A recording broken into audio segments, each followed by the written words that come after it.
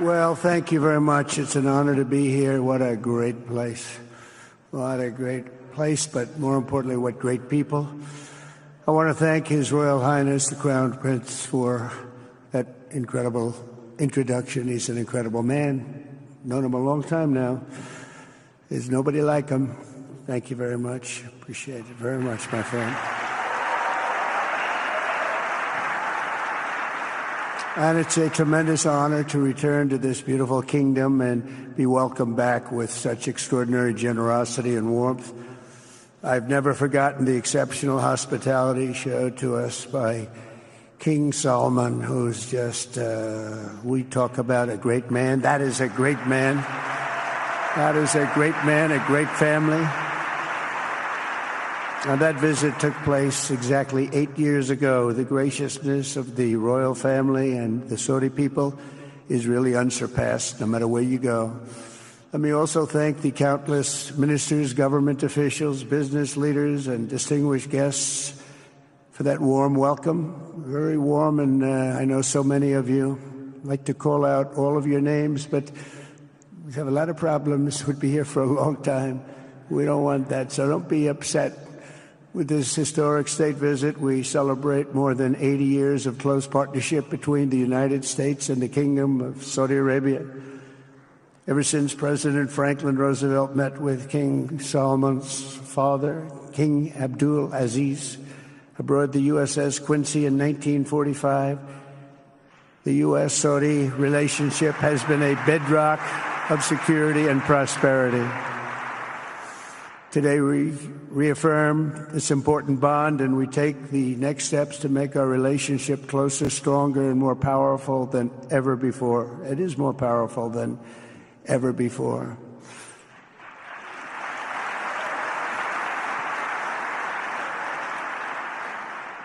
And by the way, it will remain that way. We don't go in and out like other people. It will remain that way.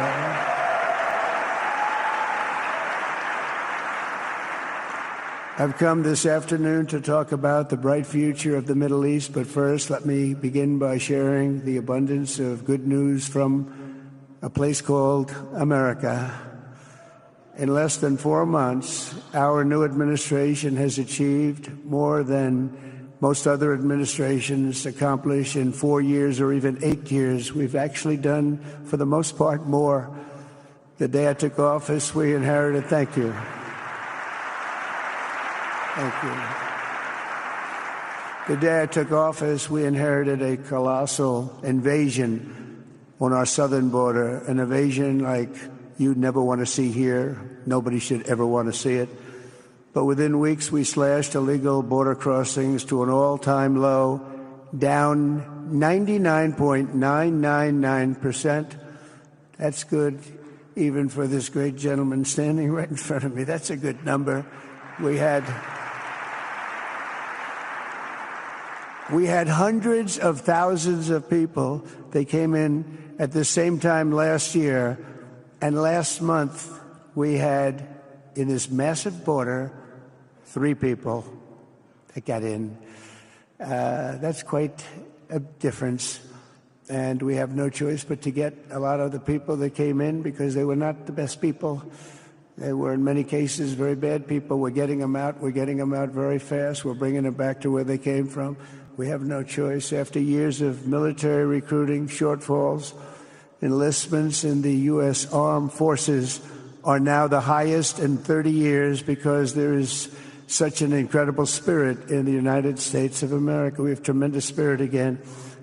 Just about a year ago, it was a big story, front page on every paper all over the world, that nobody wanted to enlist in our military, meaning we were way under enlisted.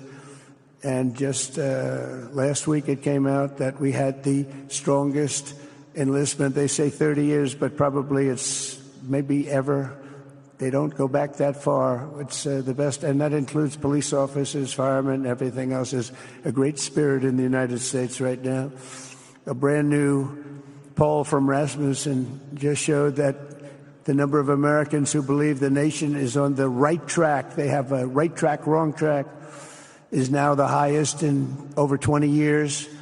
And it hasn't been anything like this because for many years it was the wrong track. And I can tell you for the last 4 years it was definitely the wrong track. But it's the highest it's been in many, many years. We renamed the Gulf of Mexico into the Gulf of America. That was very popular, other than perhaps with Mexico.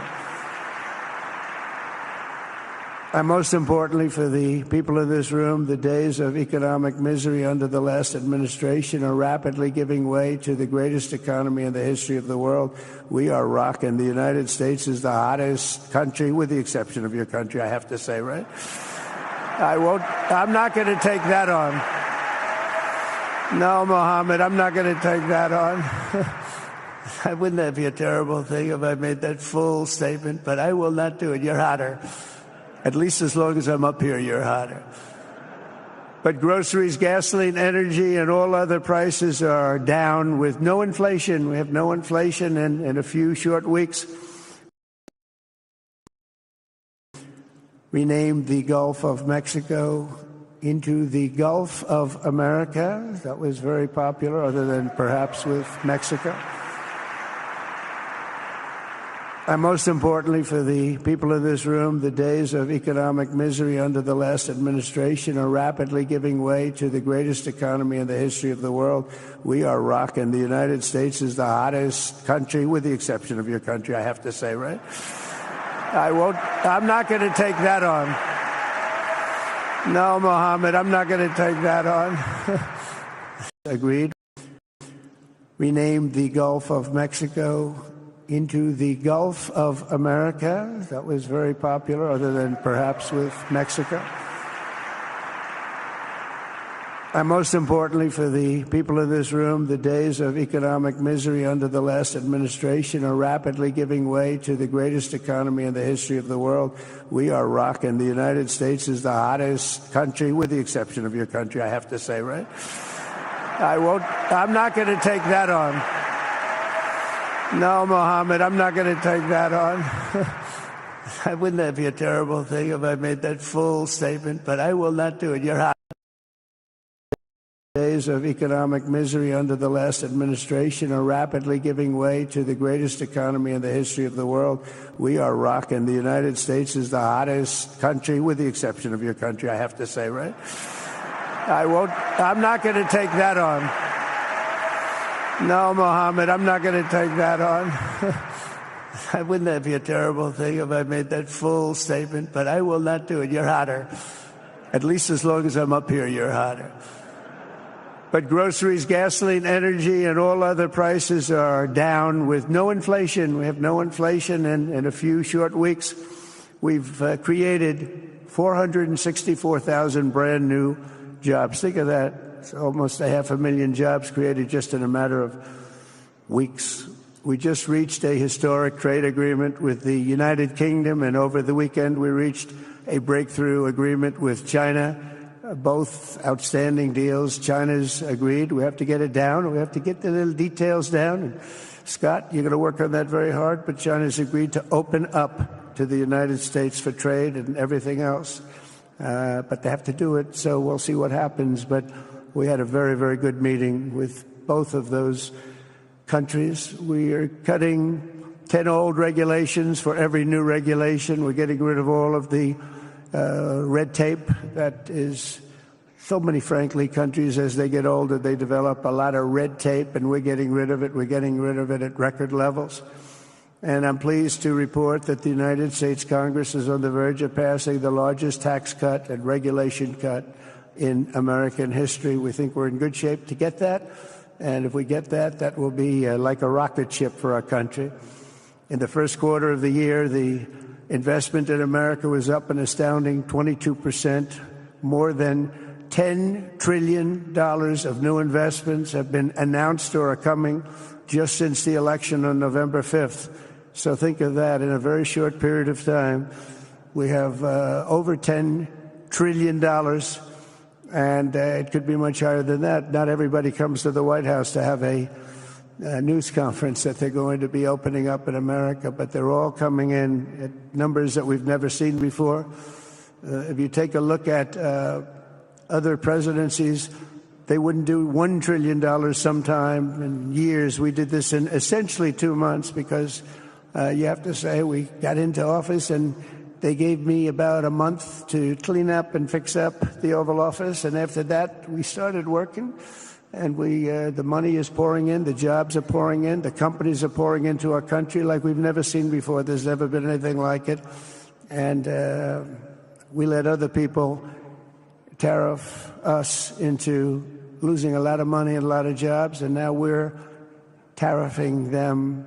And it's at a level that nobody's seen. It's a level that is making us a very much different country and a very different Republican Party. We won a tremendous victory in November. We won all 7 swing states, the popular vote by millions and millions of votes. The Electoral College, we won by 312 to 226. Remember, they said, well, we could get to 270. No, we got to 312. That's a big difference. And very importantly, we won counties throughout the United States, 2,660 to 451.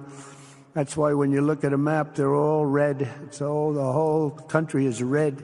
Red stands for Republican. From the moment on and from the moment we started, we've seen wealth that just poured and is pouring back into America. Apple is investing $500 billion. NVIDIA is investing, and I see my friend is here, Jensen. That's very good, wherever you may be. I thank you very much, because he's putting in $500 billion. TSMC is investing. Where is Jensen, by the way? Where is he? He's standing here. Where is he? I just saw that. Thank you very much, Jensen. I mean, Tim Cook isn't here, but you are. What a job you've done. He said he's got 99% of the chip market. I don't know. That's not easy to beat. But what a job you've done. Thank you. We are proud to have you in our country. You know that. Thank you for the investment. TSMC is investing $200 billion, and with this trip, we're adding over $1 trillion more in terms of investment into our country and buying our products. And, you know, nobody makes military equipment like us. We have the best military equipment, the best missiles, the best rockets, the best everything. Best submarines, by the way. Most lethal weapon in the world. In addition to purchases of $142 billion of American-made military equipment by our great Saudi partners, the largest ever. This week there are multi-billion-dollar commercial deals with Amazon, Oracle, AMD. They're all here. Uber, Qualcomm, Johnson & Johnson, and many, many more. So I want to congratulate everybody. So many great business executives, many of you, most of you I know. And they're coming in, you know, about a month ago. They weren't that happy when they saw me. And now they're saying, sir, you're doing a great job. Thank you very much. It's amazing what a rising market will do. Oh, it's going to get a lot higher. In fact, I told people 5 weeks ago, this is a great time to buy. I got criticized for that. Now they don't criticize me anymore. People should have listened. But it's going to go a lot higher. You see, we've never had anything like this happen. It's an explosion of investment and jobs, and great companies are coming in. Never seen anything like it. There's no better place to make a future or make a fortune, or do anything, frankly, than what we have in the United States of America under a certain president, Donald J. Trump. I have the right attitude. I have the same attitude that the people in the front row, second row, third row have. As you get back, perhaps they start to wane a little bit in terms of their view. But they understand, and we're doing what a lot of smart people would do. And we're not necessarily being politically correct. You saw what we did yesterday with health care. We've cut our health care by 50 to 90%. You're going to see drugs and pharmaceuticals come down at numbers that nobody has ever seen. And drugs, pharmaceuticals, we think will be dropping. And it will be a redistribution of costs with other nations, which really took advantage of a very nice group of people that ran our country. But not only is this a time of incredible excitement in the United States, it's also an exhilarating period right here in the Arabian Peninsula. Beautiful place, by the way. Beautiful place. Exactly. Thank you. Exactly 8 years ago this month, I stood in this very room and looked forward to a future in which the nations of this region would drive the forces of terrorism and extremism, drive them right out of existence, and take your place among the proudest, most prosperous, most successful nations anywhere in the world as leaders of a modern and rising Middle East. So exciting. So exciting. Mohammed, do you sleep at night? How do you sleep? Huh? Just thinking.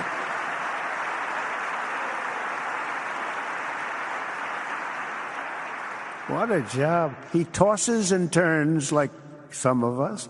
Tosses and turns all night. How do I make it even better all night? It's the ones that don't toss and turn. They're the ones that will never take you to the promised land, won't they? But you have done some job. True. But critics doubted that it was possible what you've done. But over the past 8 years, Saudi Arabia has proved the critics totally wrong. The transformation that has occurred even by these incredible business leaders. I mean, you had the biggest leaders in business anywhere in the world standing right before us. But the transformation that has occurred under the leadership of King Salman and Crown Prince Mohammed has been truly extraordinary. Such a thing has, I don't think, ever happened before. I've never seen anything at that scale happen before. And I guess, maybe you could say the United States is doing pretty well, too, but I don't think too many people have seen that happen before. Majestic skyscrapers, the towers that I see, the difference between now and 8 years ago. And 8 years ago was very impressive, but the towers that I see rising, some of the exhibits that I was shown by Mohammed, what I've seen there is just an amazing it's an amazing process, an amazing genius of so many people, architecture, but I have a feeling I know where many of those ideas came from. Happens to be sitting right in this room right before me, but the towers and all of the different, I've seen a lot of different towers. I didn't think there's any version of a tower that I haven't seen in one form or another. I just passed 4 exhibits. I have never seen anything like any of them. So it's going to be very exciting. And they sit among the ancient wonders of a growing and exciting city. It's really amazing. Riyadh is becoming not just a seat of government, but a major business, cultural, and high-tech capital of the entire world. The World Cup is here. Johnny, just stand up, Johnny. Johnny. Thank you, Johnny.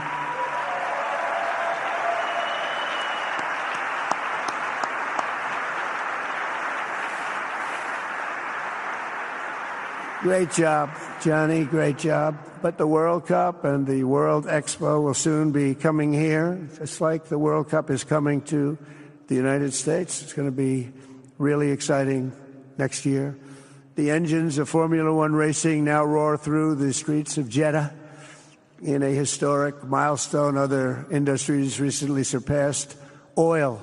Think of it. All of your other industries now have surpassed oil. I don't know if a lot of people will understand what that means. It's so big to make up a majority of the Saudi economy for the very first time ever. So think of that. Other industries are now bigger even than oil, which is always going to be a big monster. It's a big one. But that's a great tribute to you and economic development properly used. In other cities throughout the peninsula, places like Dubai and Abu Dhabi, Doha, Muscat, the transformations have been unbelievably remarkable. Before our eyes, a new generation of leaders is transcending the ancient conflicts of tired divisions of the past and forging a future where the Middle East is defined by commerce, not chaos, where it exports technology, not terrorism, and where people of different nations, religions, and creeds are building cities together, not bombing each other out of existence. We don't want that.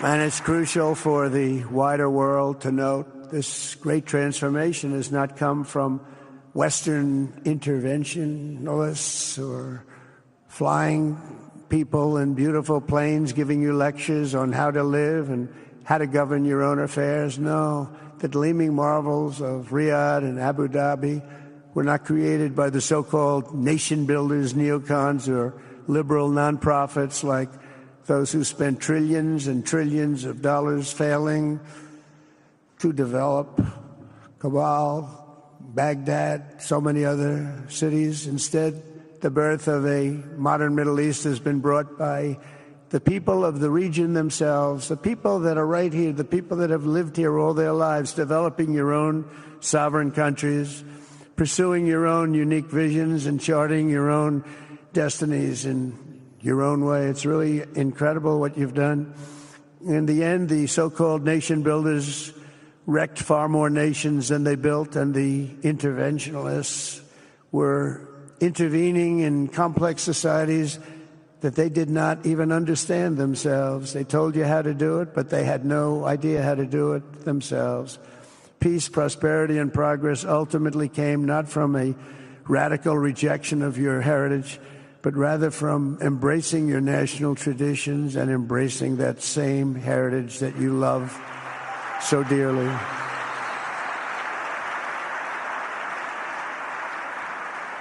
And it's something only you could do. You achieved a modern miracle, the Arabian way. That's a good way.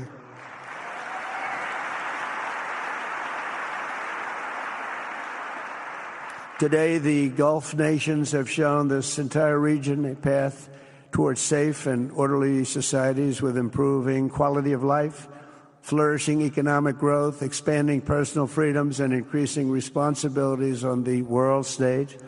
After so many decades of conflict, finally it is within our grasp to reach the future that generations before us could only dream about, a land of peace, safety, harmony, opportunity, innovation, and achievement right here in the Middle East. So beautiful. It's such a beautiful thing that's happening. I guess, the people that are here can't even really appreciate it because you see it happening, and it's when you come to a place that you haven't seen in 5 years or 10 years or 20 years that it's even more incredible.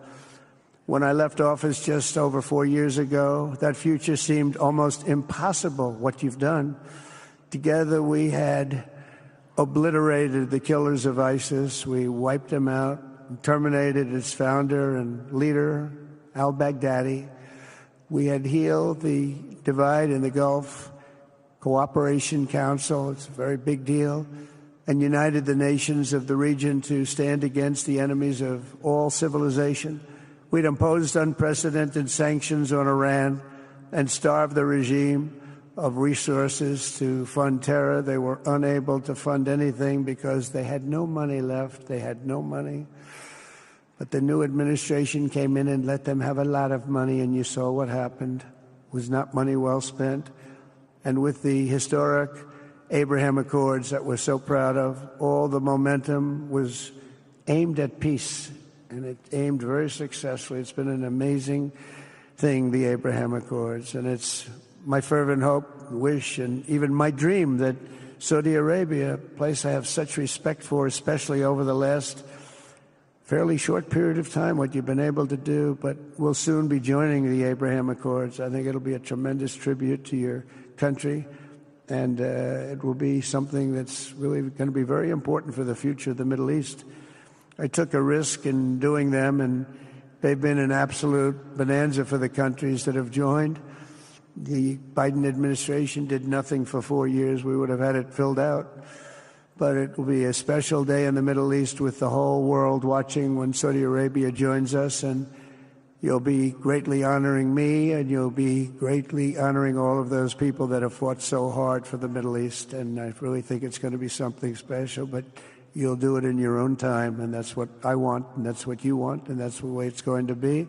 When I left office, the only thing still standing between this region and its unbelievable potential was a small group of rogue actors and violent thugs seeking constantly to drag the Middle East backward and into havoc, mayhem, and indeed into war. Unfortunately, instead of confronting these destructive forces, the last U.S. administration chose to enrich them and empower them and give them billions and billions of dollars. The Biden administration, the worst administration in the history of our country, by the way, spurned our most trusted and long-standing Gulf partners, and I can say partners worldwide, one of our great, great partners, no matter who we look to, and we have great partners in the world, but we have none stronger and nobody like the gentleman that's right before me. He's your greatest representative, greatest representative.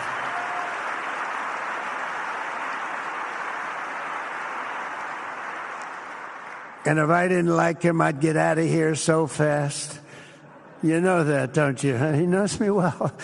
I do. I like him a lot. I like him too much. That's why we give so much, you know? Too much. I like you too much.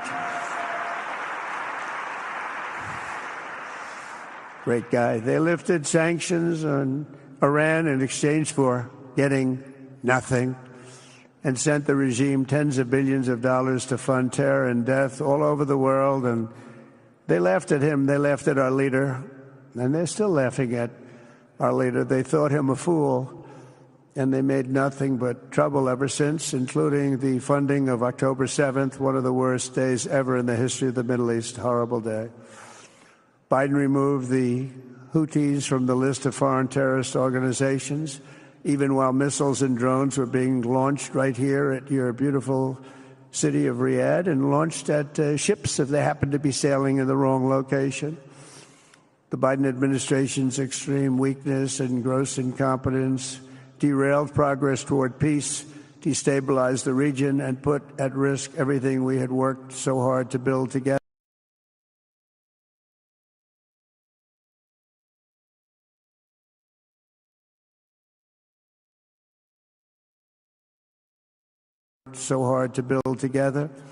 And when you think of the great achievements that you've made, to do it in light of a pretty hostile administration, an administration that was not a believer, it makes your achievements even greater.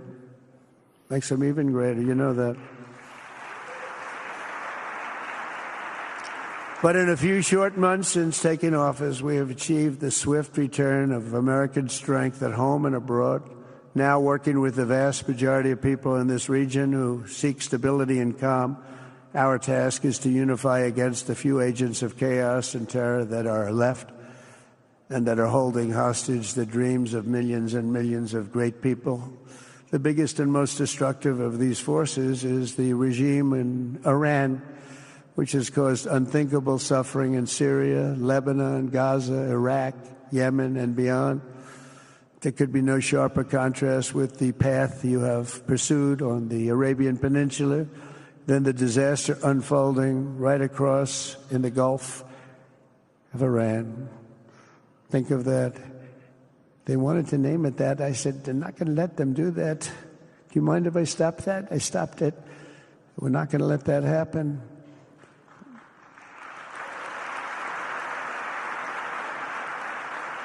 While you have been constructing the world's tallest skyscrapers in Jeddah and Dubai, Tehran's 1979 landmarks are collapsing into rubble and dust. They had it going for a little while under a much different system, but those buildings are largely falling apart, falling down, while you're building some of the world's biggest and most incredible infrastructure projects, buildings, all sorts of things you're building that nobody's ever even seen before.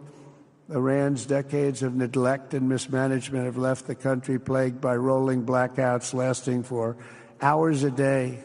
All the time you hear about it. While your skill has turned dry deserts into fertile farmland, Iran's leaders have managed to turn green farmland into dry deserts as their corrupt water mafia, it's called it the water mafia, causes droughts and empty riverbeds. They get rich, but they don't let the people have any of it. And then, of course, there's the key difference at the root of it all, While the Arab states have focused on becoming pillars of regional stability and world commerce, Iran's leaders have focused on stealing their people's wealth to fund terror and bloodshed abroad. Most tragic of all, they have dragged down an entire region with them. Countless lives were lost in the Iranian effort to maintain a crumbling regime in Syria. Look at what happened with Syria. In Lebanon, their Hezbollah proxies have pillaged the hopes of a nation whose capital, Beirut, was once called the Paris of the Middle East. Can you imagine? All of this misery and so much more was entirely avoidable, absolutely avoidable. And Mohammed knew that. He knew that. Smart people knew that. If only the Iranian regime had focused on building their nation up instead of tearing the region down. Yet I'm here today not merely to condemn the past chaos of Iran's leaders, but to offer them a new path and a much better path toward a far better and more hopeful future. As I've shown repeatedly, I am willing to end past conflicts and forge new partnerships for a better and more stable world, even if our differences may be very profound, which obviously they are in the case of Iran. I have never believed in having permanent enemies. I am different than a lot of people think. I don't like permanent enemies, but sometimes you need enemies to do the job, and you have to do it right. Enemies get you motivated. In fact, some of the closest friends of the United States of America are nations we fought wars against in generations past, and now they're our friends and our allies. I want to make a deal with Iran. If I can make a deal with Iran, I'll be very happy if we're going to make your region and the world a safer place. But if Iran's leadership rejects this olive branch and continues to attack their neighbors, then we will have no choice but to inflict massive maximum pressure, drive Iranian oil exports to zero like I did before. If you know that, they were a virtually bankrupt country because of what I did. They had no money for terror. They had no money for Hamas or Hezbollah, and take all action required to stop the regime from ever having a nuclear weapon. Iran will never have a nuclear weapon.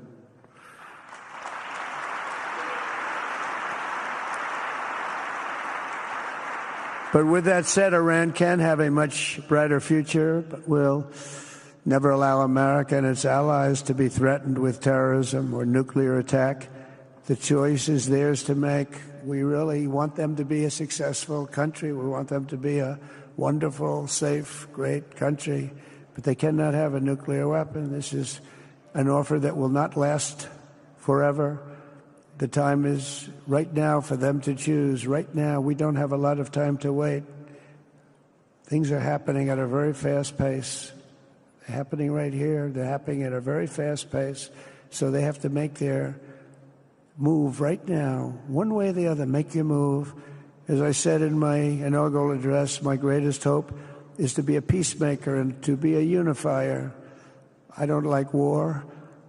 We have the greatest military, by the way, in the history of the world. You know, I rebuilt our military in my first 4 years and rebuilt it into the most powerful military there is. And you saw that when I knocked out ISIS in 3 weeks. People said it would take 4 years, 5 years. I did it. We did it in 3 weeks. Just days ago, my administration successfully brokered a historic ceasefire to stop the escalating violence between India and Pakistan.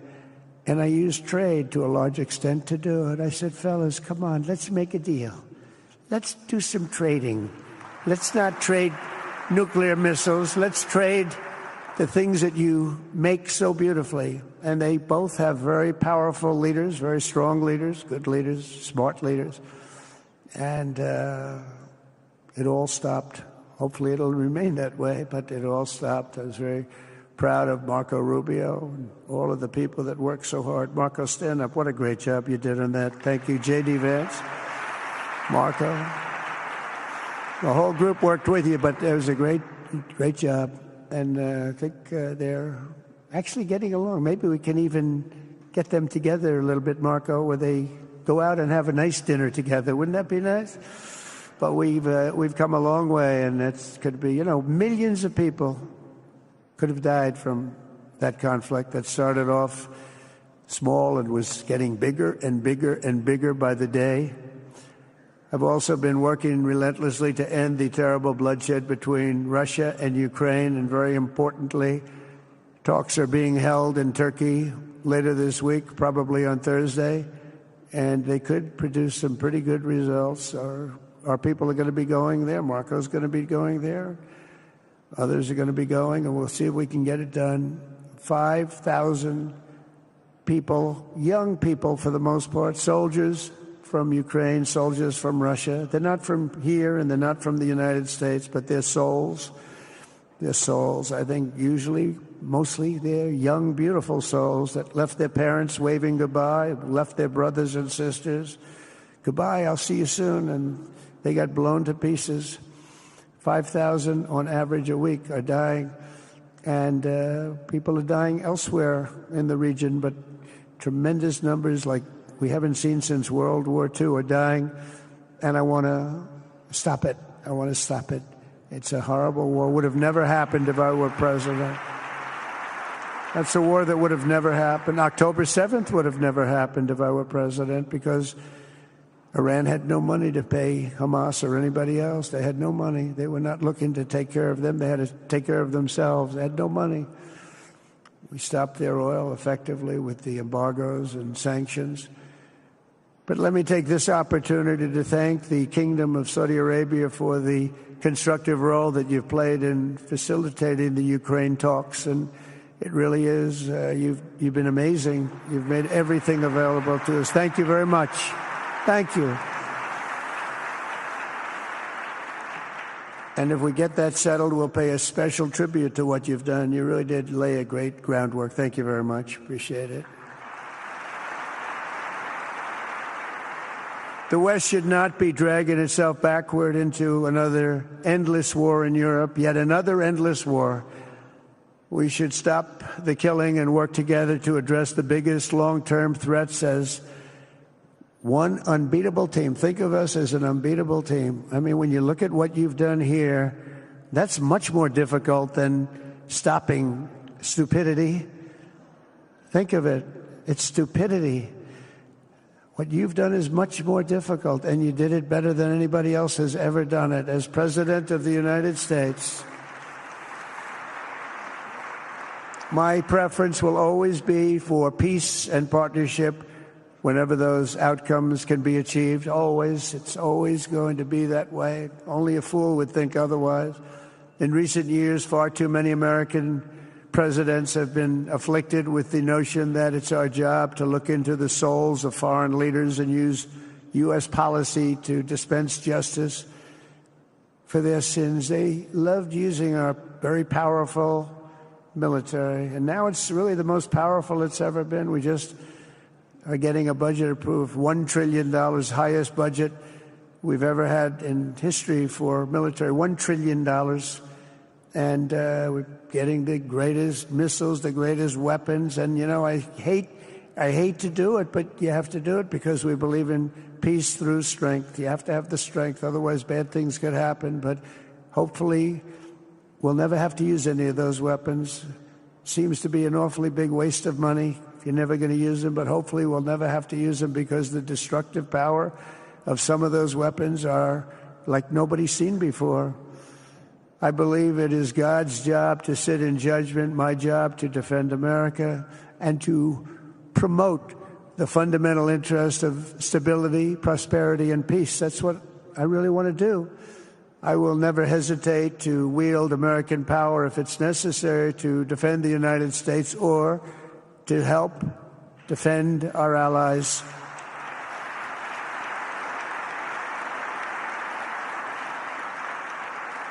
And there will be no mercy for any foe who tries to do us or them harm. We will have no mercy. They understand that. That's why I've been pretty lucky. A lot of people think, he's looking to fight. He's looking to fight, and things get settled. It's an amazing thing when they really think you mean it. But we do. We have the greatest military, the strongest military, stronger than any. Nobody's even close. We have the best weapons in the world, but we don't want to use them. If you threaten America or our partners, however, then you'll be faced with overwhelming strength and devastating force. We have things that you don't even know about, you don't hear about, and if you did, you'd say, wow. In recent weeks, following repeated attacks on American ships and freedom of navigation in the Red Sea, the United States military launched more than 1,100 strikes on the Houthis in Yemen.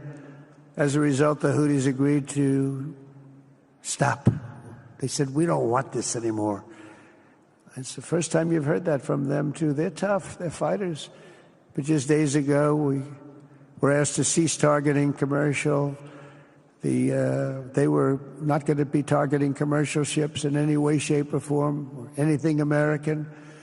And they were very happy that we stopped. But we had 52 days of thunder and lightning like they've never seen before. This was a swift, ferocious, decisive, and extremely successful use of military force. Not that we wanted to do it, but they were shooting down ships. They were shooting at you. They were shooting at Saudi Arabia. We don't want them shooting at Saudi Arabia, if that's okay. So we hit them hard. We got what we came for, and then we got out. Since January 20th, the U.S. military has terminated 83 terrorist leaders operating across Iraq, Syria, and Somalia, including ISIS's #2 global leader. You read about that just recently. With the help of Pakistan, we apprehended the ISIS terrorists responsible for the attack on 13 American service members at Abbey Gate, that horrible, horrible disaster. During this Afghanistan withdrawal, that's another thing that we don't even think about so much anymore. 13 died, but 42 were horribly wounded. But hundreds of people died overall, because I count the people on the other side. Hundreds of people just grossly incompetent. It's probably why Putin decided to go into Ukraine, something he never would have done if I were president. But we wouldn't have had the problems of October 7th if I were president. We wouldn't have had Ukraine, Russia if I were president. We wouldn't have had Abbey Gate, because there wouldn't have been any reason we were getting out, but we were getting out with dignity and with strength and power. But the way they got out was not good. I think it was the most embarrassing moment in the history of our country. And we've been working tirelessly to bring back all hostages held by Hamas. We brought back a lot already, but we're bringing back more. This weekend, we successfully negotiated the release of the last American hostage, Edan Alexander. Just came out a few hours ago, and we continue to work to get that war ended as quickly as possible. It's a horrible thing that's taking place. All civilized people must condemn the October 7th atrocities against Israel, which would never have happened again if you had probably a different president, but definitely if you had me as president. The people of Gaza deserve a much better future, but that will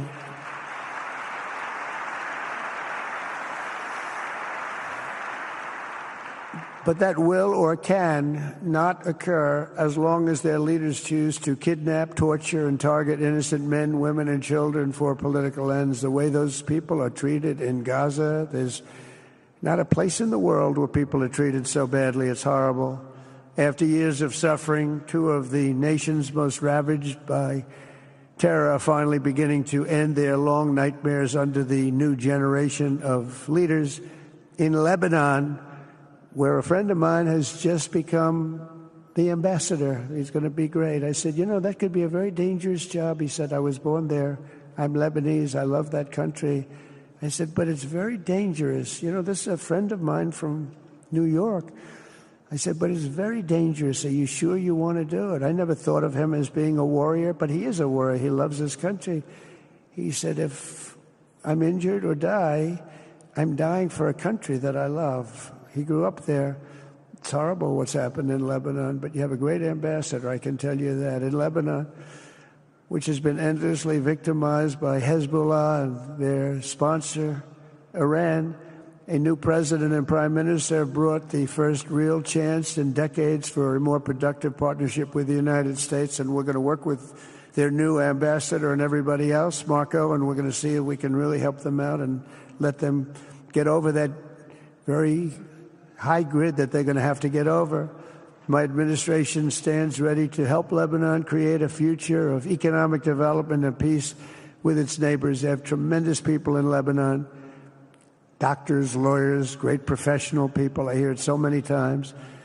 Likewise, in Syria, which has seen so much misery and death, there is a new government that will hopefully succeed in stabilizing the country and keeping peace. That's what we want to see in Syria. They've had their share of travesty, war, killing, many years. That's why my administration has already taken the first steps toward restoring normal relations between the United States and Syria for the first time in more than a decade. And I'm very pleased to announce that Secretary Marco Rubio will be meeting with the new Syrian foreign minister in Turkey later this week. And very importantly, after discussing the situation in Syria with the Crown Prince, your Crown Prince,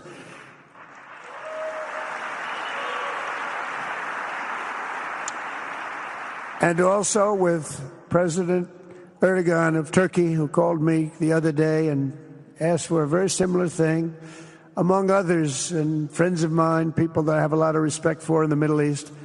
I will be ordering the cessation of sanctions against Syria in order to give them a chance at greatness.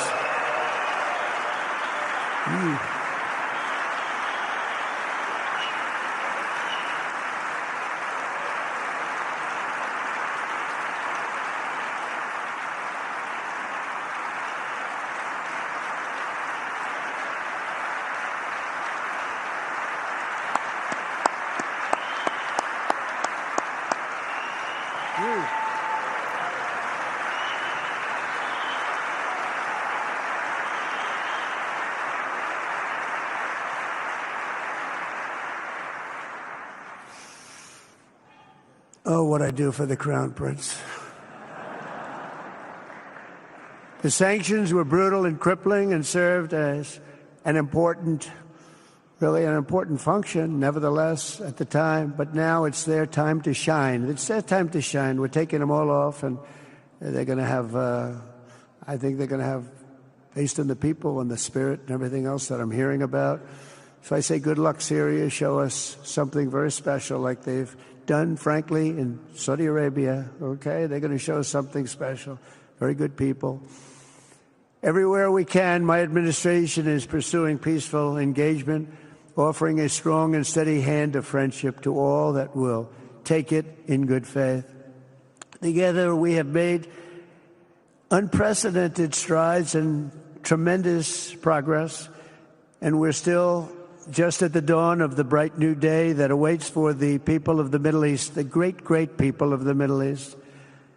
If the responsible nations of this region seize this moment, put aside your differences and focus on the interests that unite you, then all of humanity will soon be amazed at what they will see right here in this geographic center of the world. It really is. It's like a center of the world and the spiritual heart of its greatest faiths. For the first time in 1,000 years, the world will look at this region not as a place of turmoil and strife and war and death, but as a land of opportunity and hope, just like you've done right here, a cultural and commercial crossroads of the planet. Security and stability will lift millions into lives of safety and success, and the nations of this region will be free to realize your highest destinies, honor your proud histories, harness amazing new opportunities, and bring incredible glory to Almighty God. People will come from all over the globe to be inspired by the cities you build, the businesses you create, the technologies you invent, and the beauty, talent, and potential you unleash right in the hearts of your citizens. Each of you will be able to take tremendous pride in the legacy you will leave to your children, because you will have given them the ultimate blessings of prosperity and peace, so important.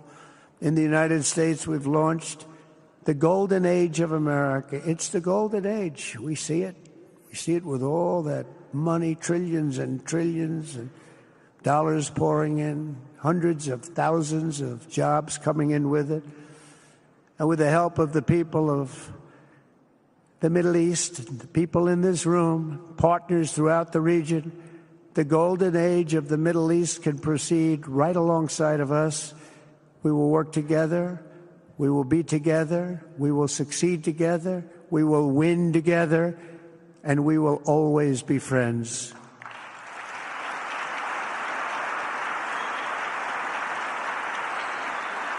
Thank you.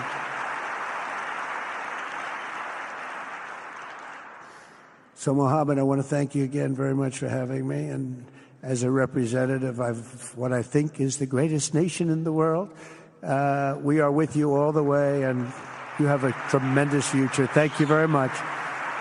And please pay my respects to your father. Thank you very much. Thank you.